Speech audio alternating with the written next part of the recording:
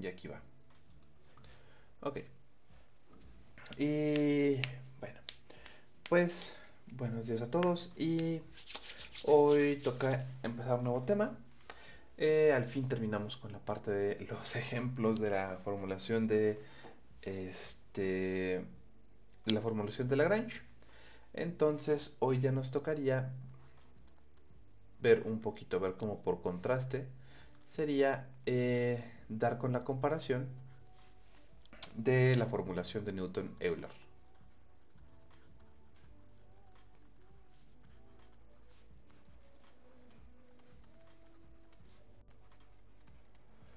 Ok.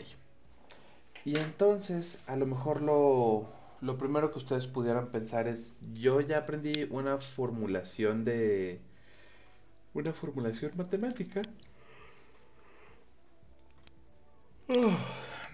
para conseguir de alguna manera las ecuaciones de movimiento, para predecir el movimiento de una partícula, de una figura, porque necesito otra formulación. Y la respuesta es que no la necesitan. La respuesta es que en general la formulación de Lagrange es una formulación que está basada en los postulados de la conservación de la energía y que identifica al sistema robótico como un todo y a partir de ahí lo puede como generar o predecir el movimiento sin necesidad como de más cosas, ¿no? Entonces resulta sumamente útil, sumamente práctico. Y de hecho, en general, cuando ustedes trabajen con un problema de mecánica, entre más complejo sea el problema, cuando tenga que ver con interacciones de elasticidad o cuando tenga que ver con vibraciones, por lo general va a ser mucho más sencillo modelar el sistema utilizando la formulación de Lagrange. La formulación de Newton-Euler regularmente se utiliza nada más o se utiliza en contraste con estas cosas cuando tienes problemas que son más sencillos, cuando son sistemas que son este que se pueden separar como en pedacitos pequeños, que se puede como diseccionar en pequeños piezas y puedes analizar la mecánica o las fuerzas que actúan sobre cada cuerpo de manera independiente, viendo los cuerpos como los enlaces del brazo robótico, pues entonces puede que sea un poquito más sencilla la formulación de Newton-Euler, porque pues no tienes que calcular los lagrangianos, que son, perdón, no tienes que calcular los jacobianos. Los jacobianos que son como la parte como más sutil de la parte de Lagrange. Este, en general, estas teorías fueron desarrolladas de manera paralela, entonces, desde un punto de vista histórico, las dos fueron como siendo utilizadas en sus debidas regiones, cada una, y llegó el punto en el que pues una superó a la otra, ¿no? Llegó un punto en el que la formulación de Newton-Euler era superior a la de Lagrange en cuanto a la formulación computacional, porque era más fácil y más rápida de resolver por una computadora, pero hoy en día ya el poder del cómputo rebasó esa limitante y realmente los dos métodos son equivalentes. Y pues nada más queda como la prevalencia de Lagrange en el sentido de que es más sencillo generar las ecuaciones de movimiento de sistemas más complejos con Lagrange que con Newton-Euler. Y Newton-Euler queda ya como un antecedente como casi histórico, ¿no? Pero pues igual está en el programa, entonces hay que verlo. Este... Pap, pap,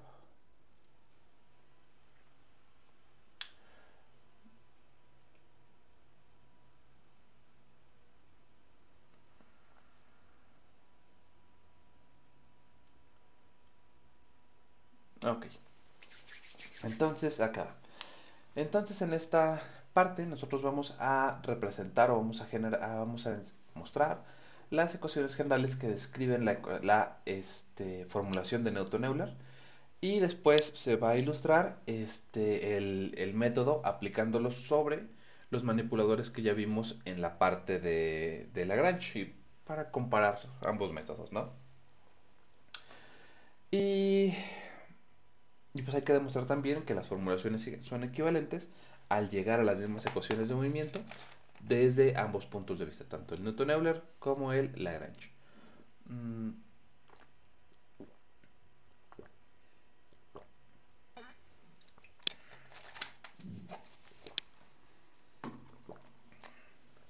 Entonces, acá va. Voy a subir acá el brillo porque ya estoy cegatón. Y acá va. Entonces, la formulación de Newton-Euler se basa en algunos postulados. Los postulados son como siguen. Que son básicamente una derivación o son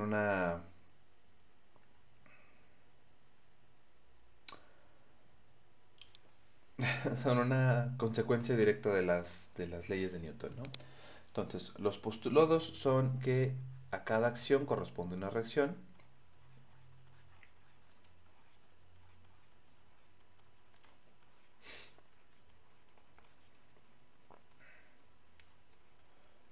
Corresponde una reacción. Entonces, meramente lo que quiere decir esto es que cuando un cuerpo ejerce una fuerza, una palanca ejerce un link, ejerce una fuerza sobre otro link del brazo, este link ejerce una fuerza equivalente pero con sentido opuesto sobre el primero. Entonces es una regla de correspondencia, es una regla de reciprocidad entre fuerzas en un cuerpo, ¿no? Entonces, aquí va, lo podemos poner acá. Ah, si el cuerpo 1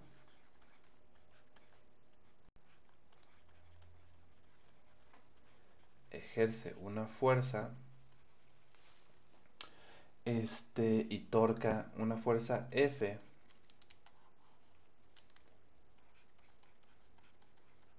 y una torca tau al cuerpo 2, entonces cuerpo 2 ejerce una fuerza menos F y una torca menos tau sobre el cuerpo 1. Ahí está. Y entonces tenemos después el postulado número 2 que dice que la razón de cambio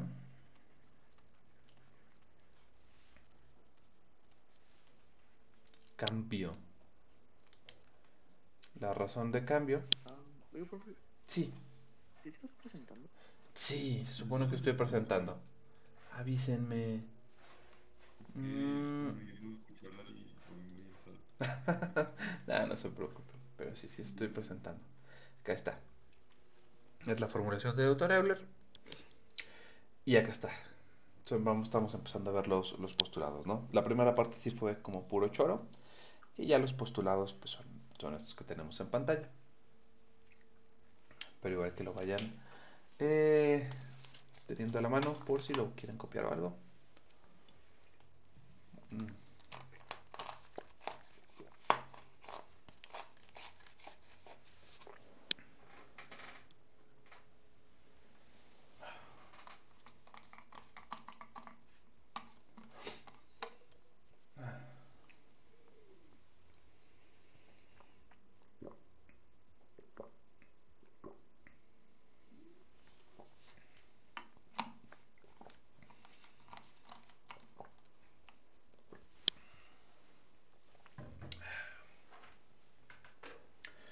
Ok. Entonces, acción-reacción. El segundo, que es que la razón de cambio del momento lineal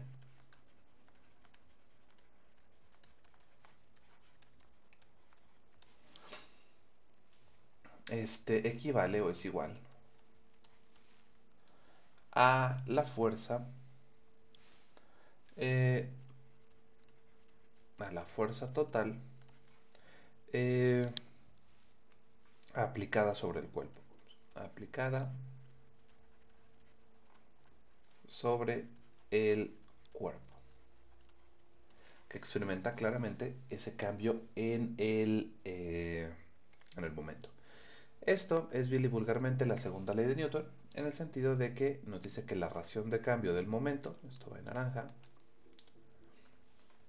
ustedes ya saben que el momento es la masa por la velocidad, regularmente denotado como P, y entonces tendríamos que la derivada de P con respecto al tiempo sería lo mismo que la derivada de la masa por la velocidad con respecto al tiempo, y estamos que esto es igual a la fuerza. Si asumimos que la masa es constante en la mayoría de los sistemas newtonianos, pues esto sería m dv dt, que sería F, y entonces pues ya tenemos que la fuerza es igual a la masa por la aceleración. Sería entonces el segundo postulado. Y el tercer postulado que tendríamos sería el de acá, que nos dice que la razón de cambio... Ay, denme un minuto que se me está descongelando la nariz y no los quiero aturdir. Ah.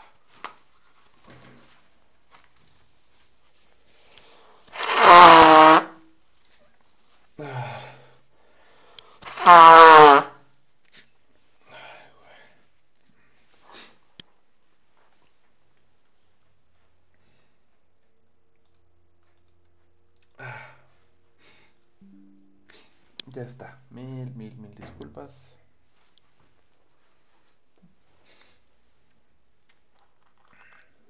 Pongo un poquito Big Vaporub. Esta clase no está auspiciada por ninguna marca, tristemente. Ok. Y entonces, acá va. Dice acá. Entonces tenemos luego que la razón de cambio del momento angular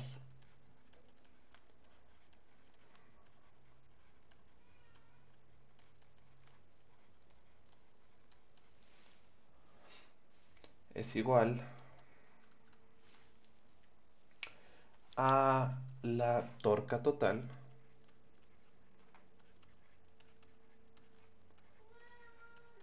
aplicada sobre el cuerpo. Ahí está.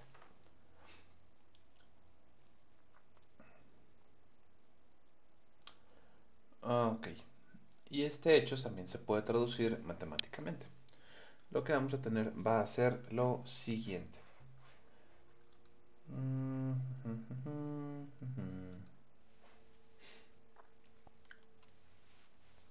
Acá está.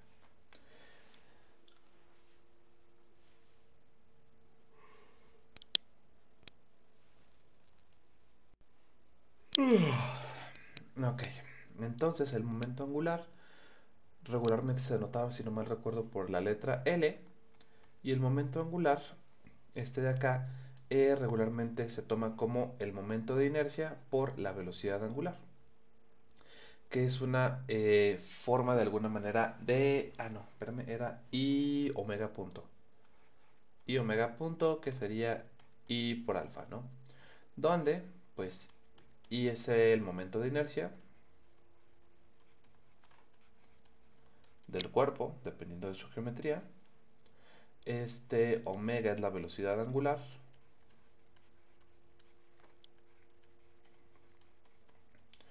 Y claramente omega punto es lo mismo que alfa, que es la aceleración angular. Ok. Y entonces terminamos con esto. Y entonces nos dice que la razón de cambio del momento angular, es decir... Ok. No tengo aquí para pasar canción, sí. Ya está. Y entonces, lo que nos dice este postulado es que la derivada con respecto al tiempo de I0 omega 0 debe de ser igual a la torque, donde I0 es el momento de inercia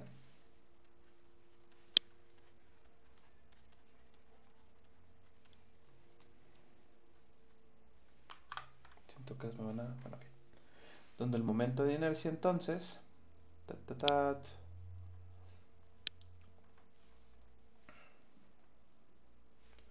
del cuerpo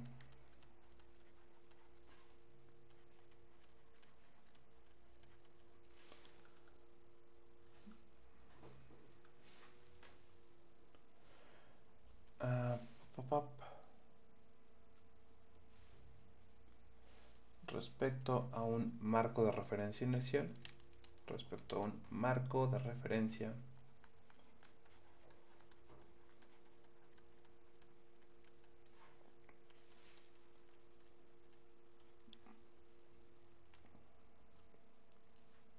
cuyo origen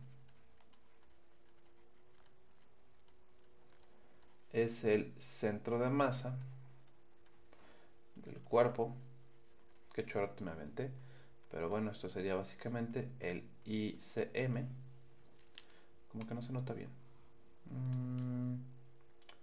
Bueno, creo que sí está bien. Ya ni modo, ya lo definí contexto. Así que ni modo. Y esto podría ser un tau 0. W0 es la velocidad angular del cuerpo.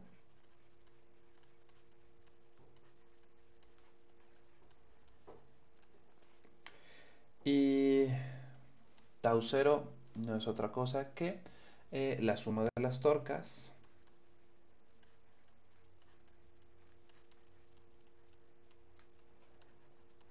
aplicadas sobre el cuerpo. Sobre el cuerpo. Ahí está. Ok.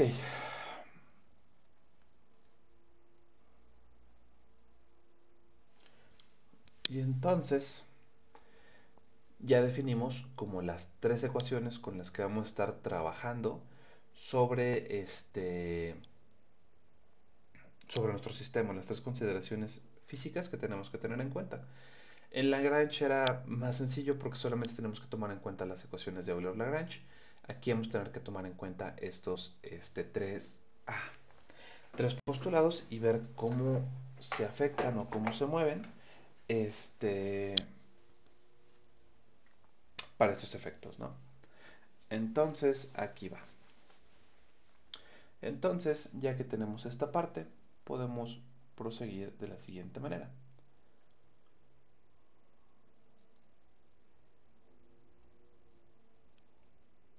Ok. Entonces, 1, 2, 3 y acá va. Ok, ya dijimos que la masa regularmente es constante en un cuerpo y entonces pues puede salir de la derivada. Pero esto no es igual con el momento de inercia. El momento de inercia, en principio,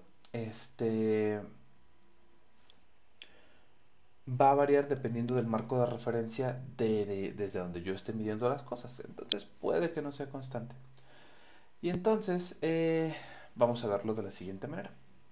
Vamos a suponer que tenemos algún sistema de referencia tridimensional.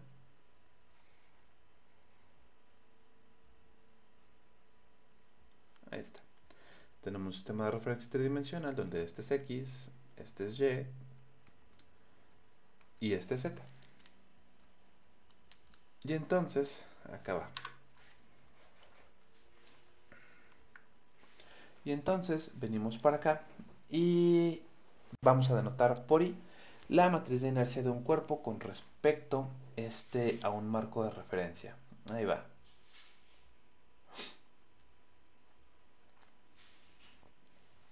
¿Qué figurita podremos poner? Uh, algo aleatorio. Vamos a poner, no te creas. Algo aleatorio no, porque necesito tener definido su centro de masa. Entonces vamos a suponer que tenemos un cubo en el espacio.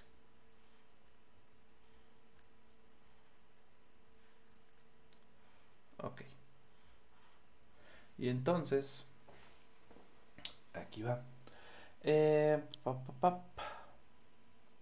Vamos a definir la inercia con respecto a un marco de referencia inercial que es el negro. Y entonces, este vamos a decir que es el X, así, X0, Y0 y D0. Y entonces yo podría decir que con respecto al marco de referencia negro, y puedo tener por acá un marco de referencia rojo, que esté también, digamos, sobre el centro de masa del cuerpo. Ok, entonces digamos que estaría aproximadamente por aquí mi siguiente.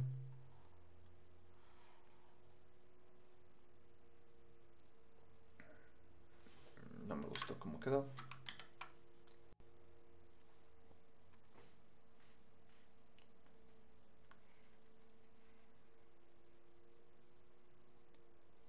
Vamos a hacer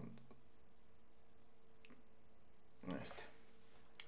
Y este se lo vamos a colocar aquí, dentro de mi cubo de este lado. Este podemos decir que es un X1, Y1 y un Z1. Ok, entonces, no te creas, este va a ser el 0, para que me quede referenciado, que cuadre con la notación de arriba. Entonces, nosotros podemos decir que el tensor de inercia visto con respecto al centro de masa sería la respectiva rotación con respecto al momento de inercia medida respecto del marco de referencia sin índices, por eso tenemos la I sin índices, por la rotación transpuesta de esta cosa, donde R es la transformación que nos lleva del marco del cuerpo,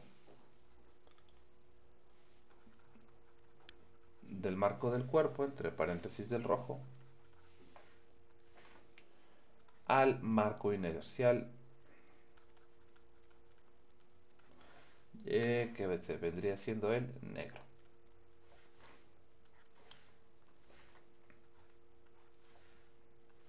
Ok.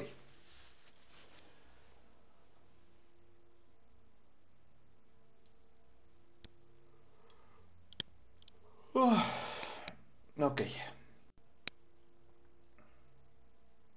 Y entonces vamos a ver que una forma de alguna manera sacarle la vuelta a esta dificultad de la dependencia temporal de la inercia va a ser escribir las ecuaciones de movimiento angular en términos del marco que está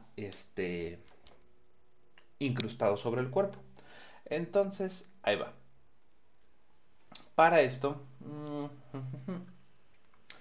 entonces, vamos a ponerlo acá. Entonces, y es igual a una función que depende de la perspectiva o que depende de la que depende de la posición o del marco, vamos, más bien dicho. Y 0, que sería y con respecto al cuerpo, no depende del marco, sino que ya depende si ya está bien definido para el cuerpo para la geometría que ustedes están utilizando. Entonces, no depende del marco. Por lo tanto, entonces vamos a estar buscamos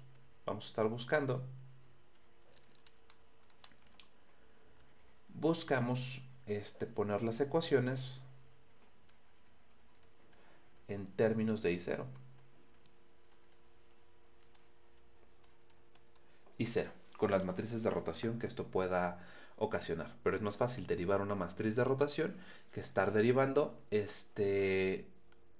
los tensores de inercia, por obvias razones, ¿no? Regularmente las matrices de rotación son senos y cosenos, y las matrices de inercia, pues ustedes ya vieron que son matrices regularmente más complejas que eso. Entonces, pues aquí va. En general, nosotros tendríamos algo de este tipo, ¿no? Ah, pop, pop, pop.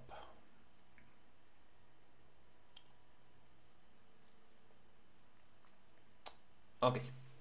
Entonces, pues hay que hacerlo. Y aquí va. Uf.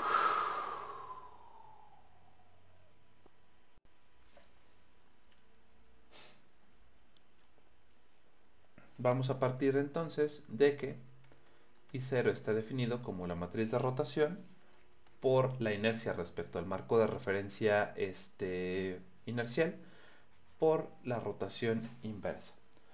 Pero luego vamos a notar lo siguiente. Pero vamos a notar de nuestro curso de cinemática de robots, que lo debo de tener en algún lado por acá.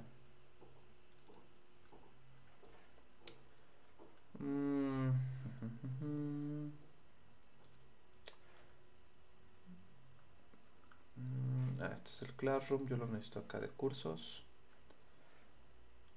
Probabilidad cinemática de la última parte. Y aquí va todo. Necesitamos ver de las matrices skew, derivación del jacobiano, velocidades angulares, omega cruz R. Aquí están. Que una matriz skew lo podía ver como la derivada con respecto a teta de R por R de esta cosa, ¿no? Y entonces, aquí va. Aquí está. Vamos a tener esta ecuación de acá. Y de esa ecuación de acá, yo voy a tener que, yo sé entonces que R punto por R transpuesta, es decir, esto de acá sería R punto es igual a la matriz skew de teta del ángulo sobre el que está girando por R transpuesta. Yo puedo multiplicar R transpuesta es lo mismo que R inversa, entonces yo puedo poner esto como R punto por R transpuesta igual a la matriz skew inversa. Ok. Y esto ya nos puede decir que la velocidad angular del cuerpo, expresada en un marco de referencia inercial, queda expresada por esta ecuación de aquí, por una matriz skew, donde esta S de teta es S que ahora va a estar girando sobre omega 0. Ok. Y entonces, cuando ya tenemos esto, entonces yo puedo pasar a tener que omega 0 sería igual a R por omega, siempre y cuando omega va a estar dado por RT de omega 0. Y entonces ya puedo yo trabajar con mi momento angular. Y entonces el momento angular que lo habíamos definido como I por omega 0 me quedaría como sigue. Me quedaría I0 por omega 0. I0 me quedaría, dijimos, R por la inercia respecto al marco de referencia inercial, por la transformación transpuesta, por lo que sería la velocidad angular vista desde el marco de referencia inercial, que sería la de la derecha de este lado. Entonces, esto de acá nos quedaría como R transpuesta por... Denme un minuto. No, aquí está. Omega 0 es R omega. Nos queda esta de acá. Porque sustituimos meramente I0 por este término de acá. Y sustituimos omega 0, que es este con este de acá y este de acá. Ok. Tras sustituir estas cosas, pues nos queda meramente R por el tensor de inercia, por R transpuesto por R, que en este caso ya sabemos que R transpuesta por R es lo mismo que R inversa por R y que es igual a la matriz identidad. Entonces esto nos queda R por I por omega. Ok. Y luego vamos a diferenciar nuestro momento angular. Entonces, la diferencia del momento angular de este lado nos quedaría entonces como la derivada de estas cosas, ¿no? Nos quedaría entonces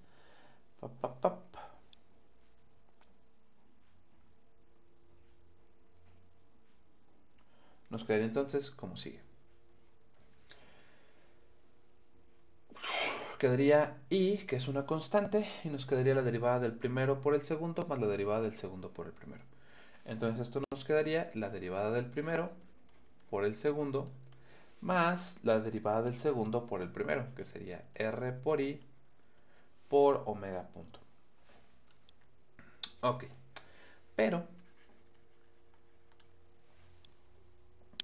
hay que tomar en cuenta que tenemos que la matriz sesgada alrededor de omega 0 es igual a r punto por r transpuesta, y de aquí que r punto es igual a la matriz skew de este lado con respecto a r. Ok, y entonces podríamos nosotros poner esto en términos del marco de referencia inercial como sigue. Entonces, dl en dt me quedaría como sigue. Estamos cambiando lo que sería r punto. Entonces de este lado vamos a sustituir este r de acá por lo que sería este de acá aplicado sobre este, sobre omega 0. Entonces, esto de acá nos quedaría que r punto, r punto y omega nos va a quedar como S omega 0 por R. Ok. R punto entonces nos quedaría S de omega 0 por R por I por omega más RI omega punto. Y luego, esto nos está dando lo que viene siendo el momento angular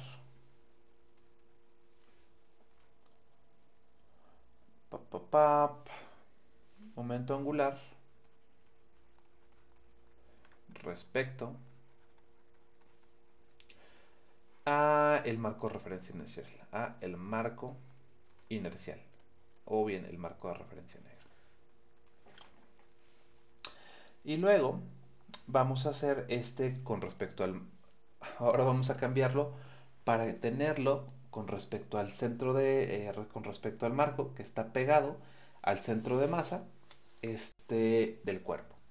Entonces ahí va. Esto sería L punto. Tenemos entonces L punto igual a S de omega 0 R y omega más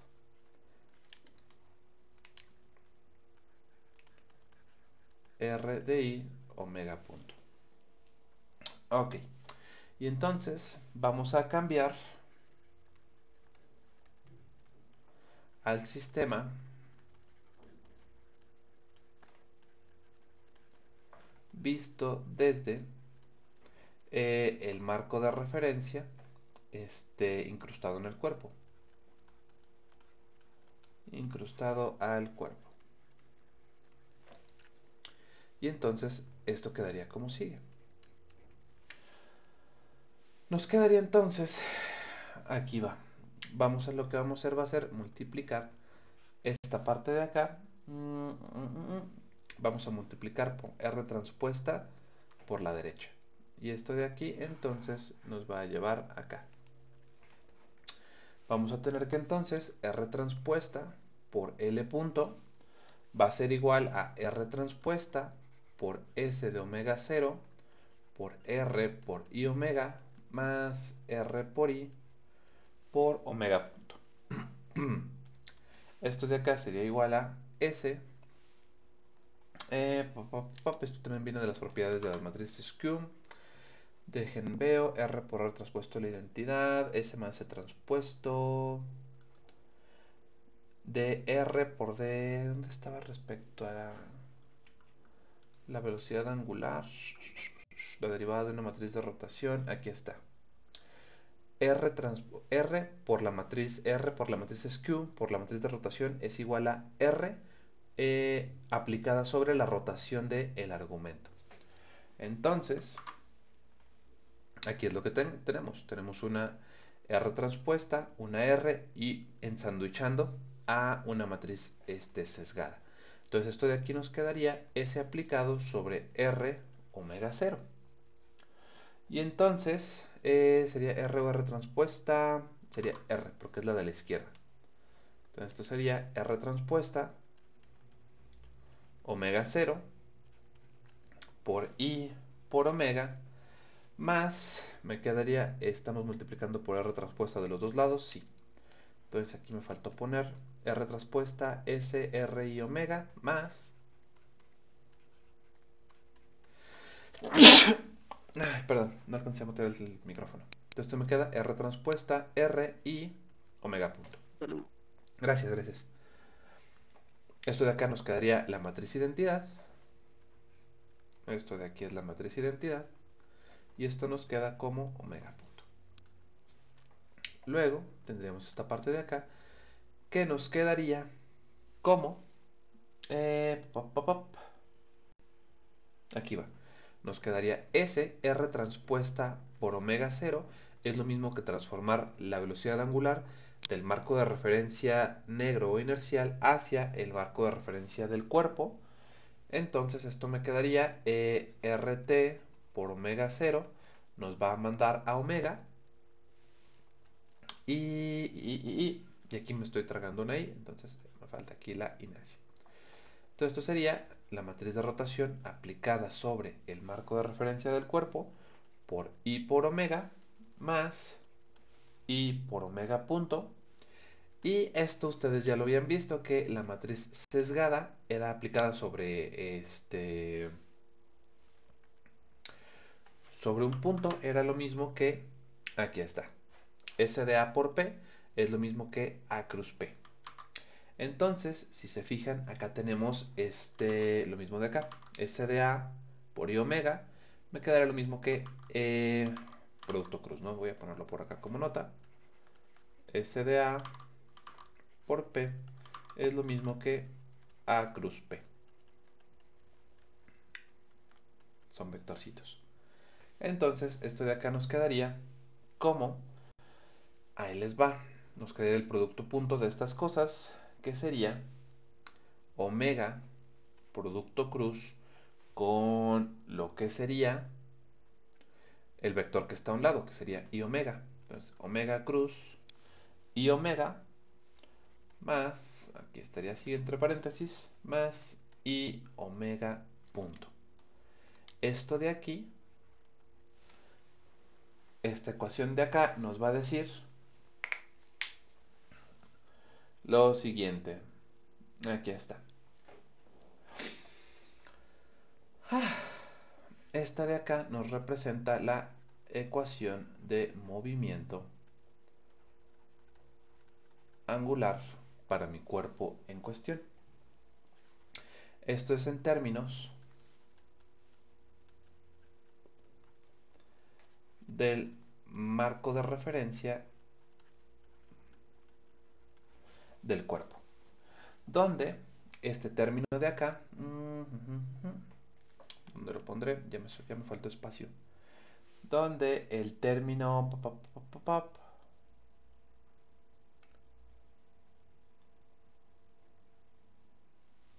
este término de acá, omega cruz y omega, es que no me gustó cómo quedó aquí, omega cruz y omega, esto de aquí se le llama el término giroscópico. Como que me quedó muy chiquito ahí.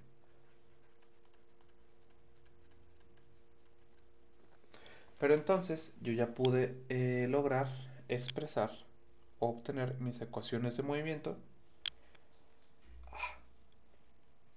con respecto a mi marco de referencia que está en el cuerpo. Ok, y entonces, ya que tenemos esta parte, pues bueno, es claro que también ya tengo la ecuación de movimiento angular con respecto al marco de referencia del cuerpo, pero claramente también podemos transformar estas acciones o estas ecuaciones al marco de referencia inercial con una Billy vulgar transformada de coordenadas o bien con las matrices de rotación que nos llevan entre un sistema de coordenadas y el otro. Ahora, la ventaja que tenemos aquí es que podemos escribir las ecuaciones de fuerza y del momento con respecto al marco de referencia sobre el cuerpo. Y entonces yo puedo empezar a analizar la dinámica del cuerpo punto a punto o pieza a pieza de cada uno de los links que van a corresponder a mi brazo robótico. Lo que nos llevaría a una simplificación de las ecuaciones, ¿no? Entonces, pop, pop, pop. Y entonces lo que sigue es derivar las ecuaciones o la formulación de Newton-Euler de las ecuaciones de movimiento de un manipulador de N-links. Que se acuerdan que eso fue una super choro en Lagrange. Pero bueno. Y entonces lo que sigue es un montón de definiciones de todas las letras y el diagrama que vamos a utilizar. Pero ya sería una crueldad explicarlo en 3 minutos, ¿no? Entonces yo pienso que por hoy ya los torturas es suficiente. Apenas empezamos con este tema, pero pues ya. Empezamos bravas, dice el meme.